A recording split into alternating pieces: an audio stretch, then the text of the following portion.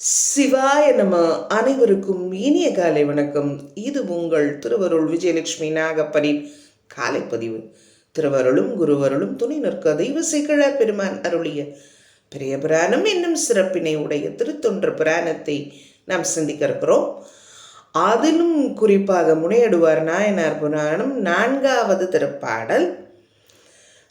அடியன் முதலில் பாடலை ஓதுகிறேன். திருச்சிற்றம்பலம். இன்ன வகையால் பெற்ற நிதி எல்லாம் ஈசன் அடியார்கள் சொன்னபடி நிரம்ப கொடுத்து தூய போனகமும் கண்ணல் நறு நெய் கறி தயிர் பால் கனி உள் உறுத்த கலந்தளித்து மண்ணும் அன்பின் நெறிபிரழா வடித்துண்டாற்றி வைகினார். திருச்சிற்றம்பலம். இந்த திருப்பாடலை நம்ம அப்படியே ஆற்று நீர் பொருட்கோள் முறைமையிலே விளக்கத்தினை பார்த்து விடுவோம். விளக்கத்திற்கு செல்வதற்கு முன்பு இதுவரைக்கும் இந்த திருவருள் விஜயலட்சுமி யூடியூபை நீங்கள் சப்ஸ்கிரைப் செய்யவில்லை என்றால் தயவு செய்து சப்ஸ்கிரைப் செய்யுமாறு பணிவோடு கேட்டுக்கிறேன். முதல் அடி இன்ன வகையால் பெற்ற நிதி எல்லாம். இத்தன்மையால் அந்த பெற்ற செல்வம் எல்லாவற்றையும், எத்தன்மைனா போரிலே தோற்றவர் பக்கம் நின்று அதுவும் அறநெறி தவறாது இருக்கும் அவருக்கே துணை செய்து அந்த பொருள் பெறும் தன்மை. அப்படிப்பட்ட தன்மையிலே பெற்று செல்வம் எல்லாவற்றையும் ஈசனடியார்கள் சிவனடியார்களுக்கு வழங்குவார். அதுவும் எப்படி வழங்குறாருங்க? 2வது அடிக்கு வாங்க. சொன்னபடி நிரம்ப கொடுத்து. சொன்னபடி ஒரு தடவை சொன்னேன்னு போட்டிருக்கலாமே தெய்வ சேக்கிழார் அப்படின்னா அதுக்கு குறிப்புரை நம்முடைய சுந்தரமூர்த்தி ஐயா அவர்கள் ரொம்ப அற்புதமாக வழங்குறாங்க. அவர் முன்னை தருமை ஆதீன புலவர் சித்தாந்த நன்மணி சைவ சித்தாந்த சரபம் என்ன சொல்றாருன்னு பார்த்தா, அடியார்கள் எதை வேண்டுகிறார்களோ அவர்கள் வேண்டியதை வேண்டியவாறே கொடுத்து, அதுவும் எப்படி கொடுக்குறாராம்? நிரம்ப கொடுத்து. என்னென்னலாம் கொடுக்குறார் பாருங்க.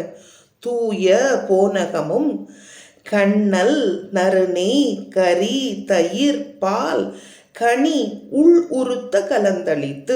அதாங்க 3வது அடி. கண்ணல்னா அருமையான அந்த சர்க்கரை. போனகம்னா நமக்கு தெரியும் அன்னம், தூய அன்னமும் அந்த சர்க்கரையும் நறுநெய், நல்ல நறுமணம் பொருந்திய நெய். எப்படி பொருள் எடுத்துக்கணும்? கண்ணலும் அருமையான நெய்யும் காய்கறிகளும் தயிரும் பாலும் அப்படின்னு நாங்கள் சேர்த்து கொள்ள வேண்டும். அப்போ தான் பொருள் வரும்.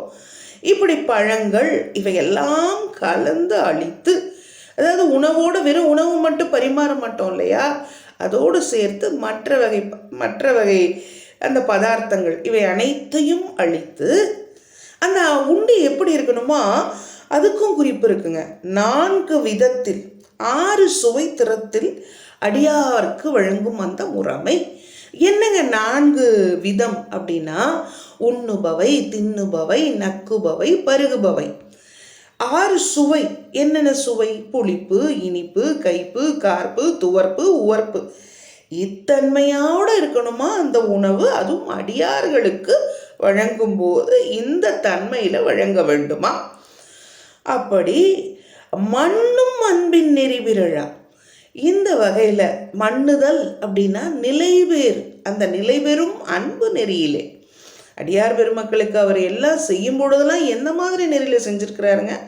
அன்பு நெறியில் பிறழாது, அதிலேருந்து வழுவாது, அதாவது மாறுபாடு இல்லாமல்.